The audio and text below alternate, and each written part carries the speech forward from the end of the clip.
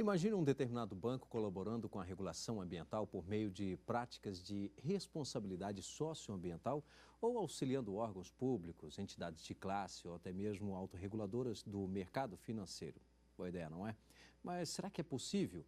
E do ponto de vista jurídico? Esse é o tema da dissertação do mestre João Lima e é o tema que nós vamos acompanhar hoje no Academia. Novos parâmetros para análise da relação entre bancos e meio ambiente, cooperação, colaboração e intersetorialidade. Dissertação apresentada ao Departamento de Direito Econômico, Financeiro e Tributário da Faculdade de Direito da Universidade de São Paulo, USP, como requisito parcial para obtenção do título de mestre em Direito. Orientador, professor Dr. Diogo Rosenthal Coutinho. Para participar do debate de hoje, nós convidamos Larissa Schmidt. Ela é doutora em Direito Ambiental pela Universidade de Brasília e consultora na área de Direito Ambiental. Convidamos ainda Fabrício Ramos Ferreira. Ele é mestre em Desenvolvimento Sustentável pela UNB. Professora Larissa, muito obrigado pela presença. Também ao professor Fabrício, muito obrigado mais uma vez pela presença aqui em nosso programa Academia. E nós vamos agora acompanhar um resumo deste estudo. O objetivo do estudo é verificar a possibilidade de aprimoramento da regulação ambiental por meio da cooperação intersetorial entre órgãos reguladores ambientais e financeiros e de colaboração das instituições financeiras. A possibilidade de aprimoramento da regulação ambiental foi analisada a partir das práticas de responsabilidade socioambiental de instituições financeiras. João Lima, também, muito obrigado pela presença, por trazer o seu trabalho para debater aqui no Academia. Inicialmente, eu gostaria que você falasse da metodologia. Tá. Obrigado, eu que agradeço o convite, agradeço a oportunidade. A metodologia do trabalho, o trabalho buscou ser interdisciplinar, né? Ter uma abordagem um pouco mais abrangente do que a gente costuma ver em trabalho de direito. Foi realizada uma pesquisa empírica, uma entrevista, em termos de entrevista aberta com alguns profissionais que atuam na área de crédito ou na área de responsabilidade socioambiental de instituições financeiras e reguladores, tanto do sistema financeiro quanto da Política Nacional do Meio Ambiente.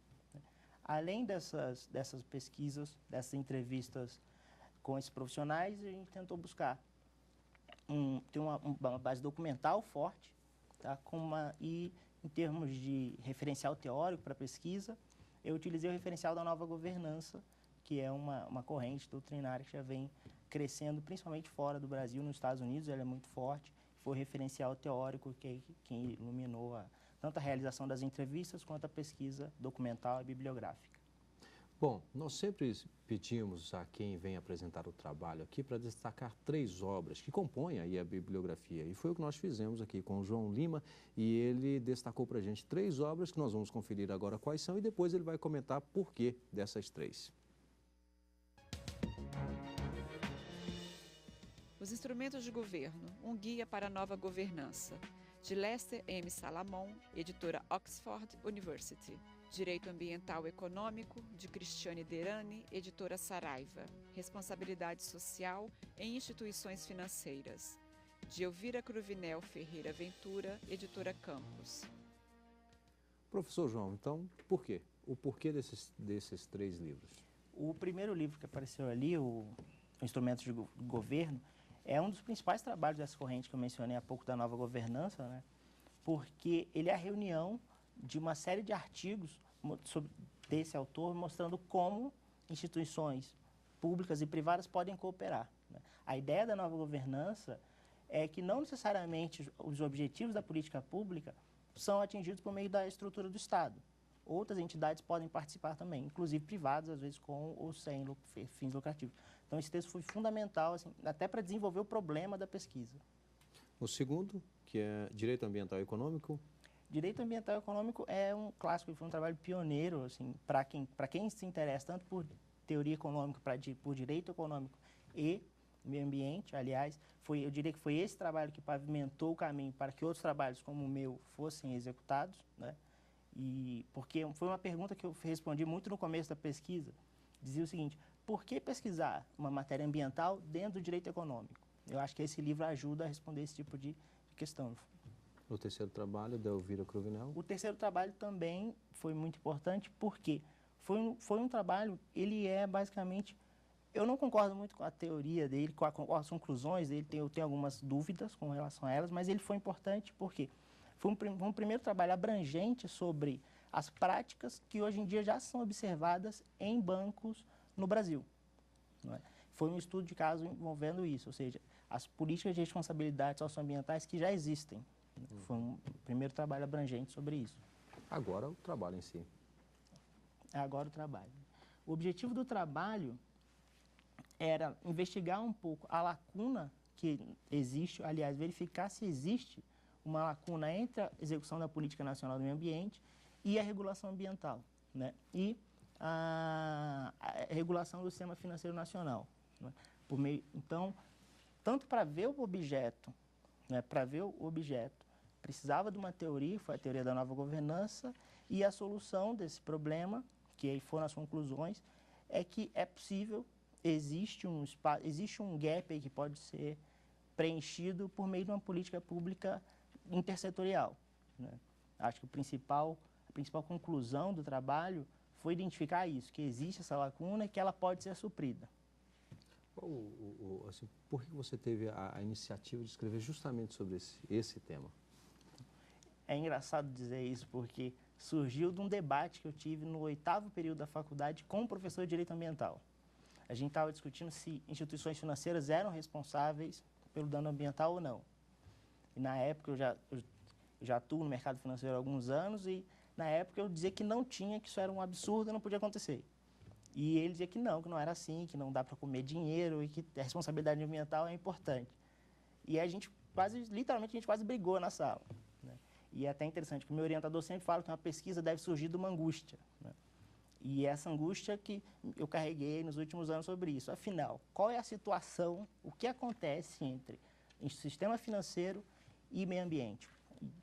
Foi isso que foi o grande motivador do trabalho. João, vou te pedir para, assim, de forma rápida, clara, até pelo nosso tempo, mas o que tratam aí os capítulos? O primeiro capítulo, ele tem uma introdução e fala de metodologia, ele apresenta o problema. O segundo capítulo eu trago os resultados da pesquisa, ou seja, o que eu consegui identificar nas entrevistas que eu realizei e na pesquisa bibliográfica e documental. Né? E no terceiro capítulo tem algumas propostas de como eu acho que essa lacuna que eu identifiquei atualmente sobre, né, a relação entre bancos e meio ambiente pode ser suprida. São algumas contribuições que eu acho modestas, até pelas limitações do trabalho. Exemplo, a gente tem atualmente um decreto, que é o decreto 99274 de 1990, não é? Que ele diz o seguinte: se alguma determinada atividade foi iniciada sem que tenha havido a expedição da licença ambiental, licença prévia de instalação de operação, o diretor responsável pelo órgão ambiental tem que enviar uma notificação para o financiador da atividade. Né? Esse decreto existe desde 1990. E, no entanto, na minha pesquisa, nem os profissionais participantes da área, né, regulada, nem os técnicos da regulação ambiental conheciam esse decreto. Isso foi um pouco estarrecedor para mim quando eu descobri isso. Ou seja, uma primeira proposta seria tentar buscar um diálogo maior entre o regulador financeiro e o regulador ambiental, né, as instituições governamentais que tratam sobre esse assunto, para que elas pudessem dar mais efetividade a esse decreto, que é o parágrafo 3º do artigo 19 dele. E eu vi que ele existe, ou seja, em termos de instrumento jurídico já tem um instrumento positivado, porém não é efetivo. E aí mostra uma deficiência de política pública para dar efetividade a isso. Então, a minha proposta seria algum mecanismo de troca de informações entre o órgão executor da Política Nacional do Meio Ambiente, que é o IBAMA, e eventualmente, o Banco Central. Mais alguma outra que você gostaria de destacar? Bem, além dessa política, tem algumas outras. Por exemplo, as instituições financeiras poderiam reunir dados, porque elas, ao fazer as análises que elas fazem para a liberação de crédito, elas conseguem muita informação a respeito do projeto desenvolvido. Claro que há um gap de informação, há um déficit de informação entre quem está atuando na atividade e quem regula. Né? Eu imagino que as instituições financeiras poderiam compilar dados sobre determinados setores que elas financiam e, dentro de algum acordo, algum convênio, oferecer essas informações para os órgãos reguladores. E a partir dessas informações já compiladas, até porque as informações não poderiam ser específicas sobre cada caso, porque isso seria um desincentivo, na medida em que um banco poderia dar uma informação sobre um determinado financiado e esse financiado vir a ser responsabilizado, né? E, então, é um desincentivo para ele abrir todas as informações e também porque tem a lei de sigilo bancário, né, que impede que todas as informações sejam concedidas, mas que as informações poderiam ser compiladas, né, e já entregues para os reguladores, né? Aí, no caso, seria o Banco Central. Nós vamos fazer aqui um rápido intervalo e em seguida estaremos de volta com a academia já na fase de debates. Até já.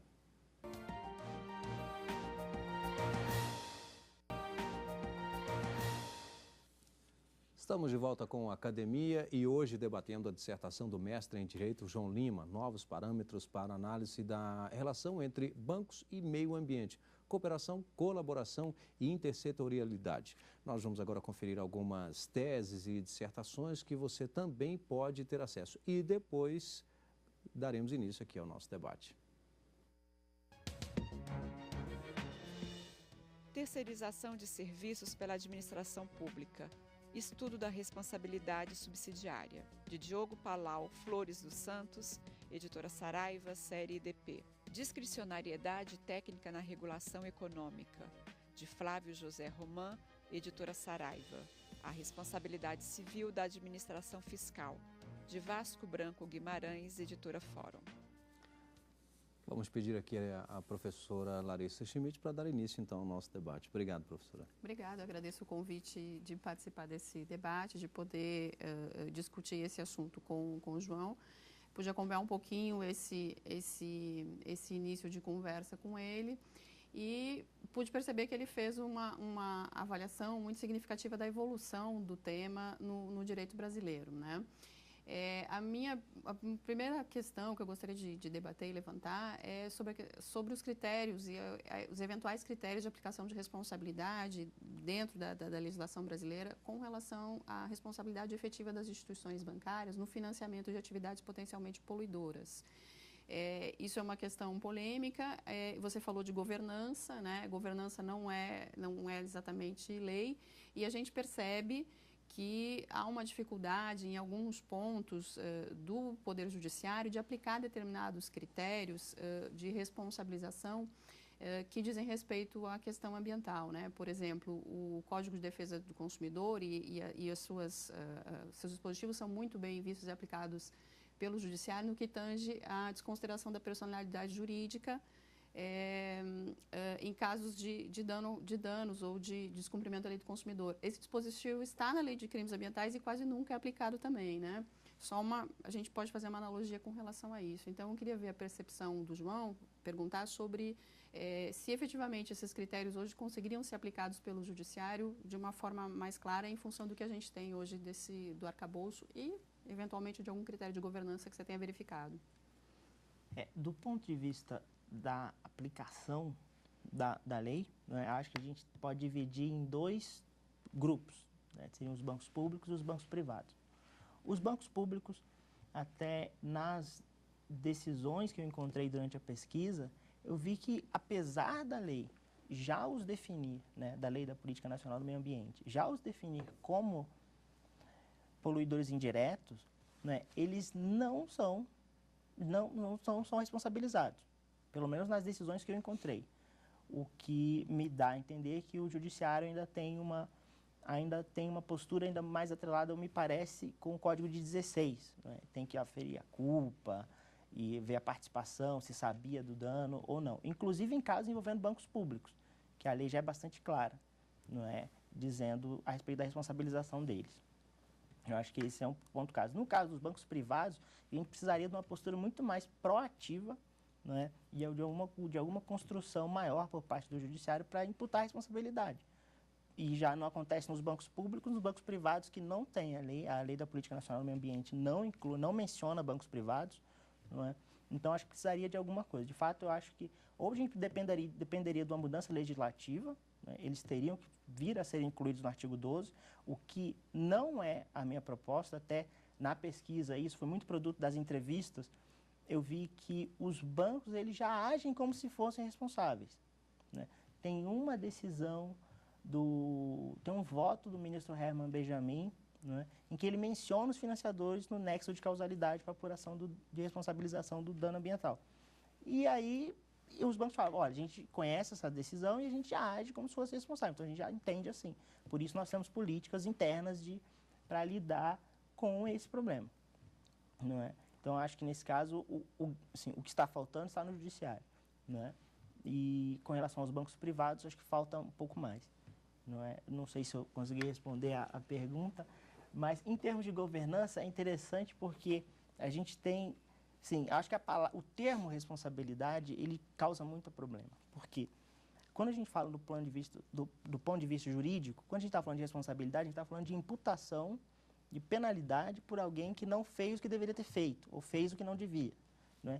Quando os bancos usam o termo responsabilidade, eles estão dizendo exatamente o contrário, estão dizendo, olha, a gente faz, e é bom, que legal, não é? E acaba dando uma dúvida. Então, ou seja, acho que seria interessante a gente definir bem o que a gente está falando. Em termos de governança, existem práticas, e é interessante porque no Brasil, por exemplo, o Brasil é o país que mais tem bancos signatários aos princípios do Equador. São 6 bancos, sendo 5 grandes e 1 médio, não é? O que pode dar a entender que as práticas no Brasil estão bem avançadas, né? Que, claro, não é a salvação, não é uma bala de prata que vai responder todas as dúvidas. Mas, em termos de governança, eu imagino que a gente está bem avançado no Brasil, né? Em termos de imputação de responsabilidade, eu acho que fica um pouco a desejar. Professor Fabrício? Eu queria, em primeiro lugar, parabenizar o trabalho do João por transitar nessa área que é extremamente interessante e causa muita dúvida, traz um debate bastante interessante. E dentro dessa área, me chamou a atenção do seu trabalho, eu acho interessante você explorar isso um pouco para nós, a questão do financiamento bancário e da preocupação do banco com relação à responsabilidade. Você comentou que ele diz, sou responsável, olha que coisa boa, tenho práticas de responsabilidade socioambiental. Há um certo problema entre responsabilidade, ou uma linha tênue entre responsabilidade socioambiental e greenwashing. A partir do momento que se começa a colocar responsabilidade em cima do financiador, para que ele conceda o crédito, será que isso não vai restringir a oferta de crédito? E a gente vai acabar tendo que recorrer ao banco público, que vai assumir a responsabilidade desse crédito, e vamos acabar socializando o prejuízo e individualizando o lucro? Como é que você pode contribuir com esse debate um pouco mais? Eu acho que assim, a contribuição da pesquisa com relação a esse problema está nas práticas de governança, não é?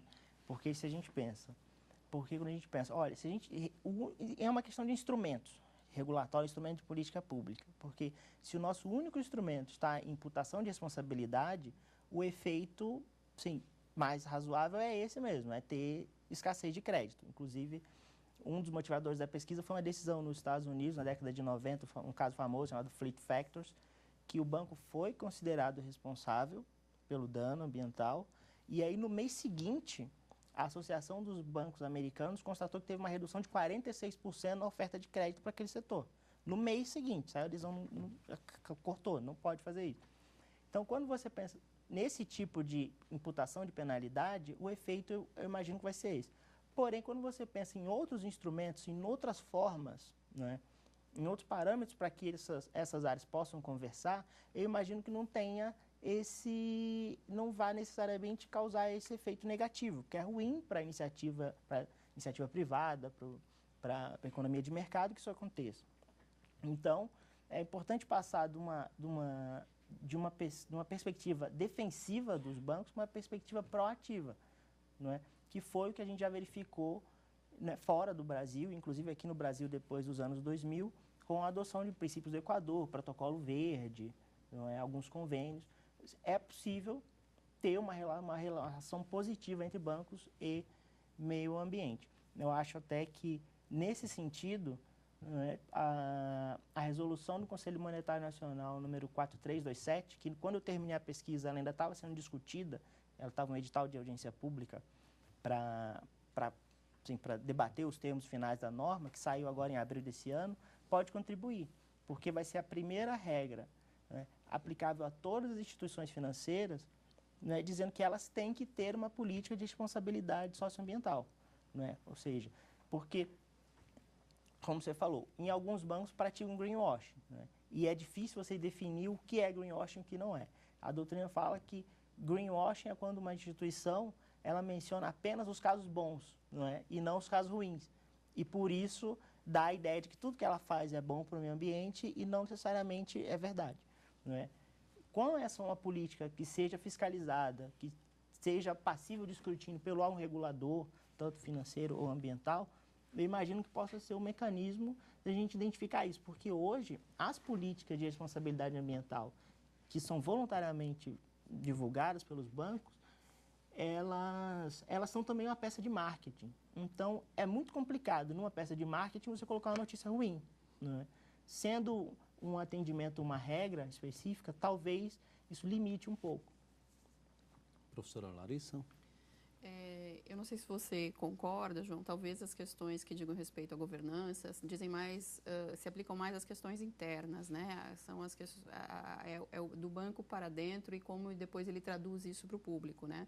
E a questão de responsabilidade é justamente vai ocorrer em função de uma ação ou de uma inação que acarrete ou que colabore de alguma forma com uma prática que seja abusiva ou que seja danosa, né? Você falou do sigilo bancário, né? Eu acho que, efetivamente, você tem razão porque essas regras precisam ter uma amplitude maior e precisam ser claramente direcionadas. Na própria tese você cita que existe, por exemplo, a resolução específica, uma norma do sistema financeiro aplicável a um bioma específico do Brasil, Amazônia.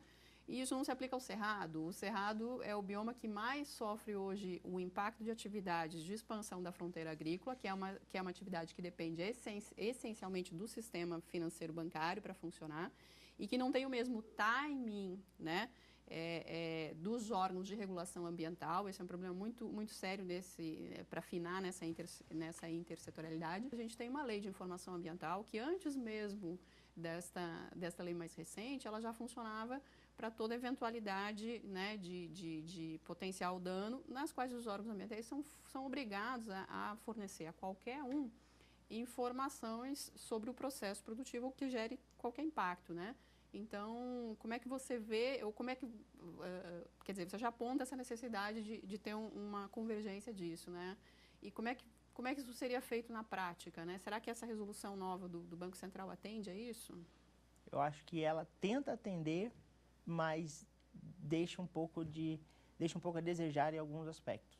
Por exemplo, quando a gente fala, um critério importante para você definir participação, né, em relação aos danos e os efeitos às partes interessadas, é você definir quem são as partes interessadas. Quem está legitimado a ter acesso à informação, quem pode contribuir com o progresso num determinado projeto. O problema, por exemplo, nessa resolução nova do Conselho Monetário Nacional, a 4327, o conceito de parte interessada foi bem restrito, foi bem restringido. São os colaboradores dos bancos, os clientes e os usuários. Tá, e as populações afetadas? Claro. Elas ficam de fora. Talvez elas seriam uma parte interessadíssima em participar da discussão. A parte que geralmente ela tem um déficit de representação, são as partes que geralmente não conseguem participar dos debates, não tem estrutura, não tem organização e ficam de fora. Esse mesmo problema a gente vê na lei da Política Nacional de Educação Ambiental. Né?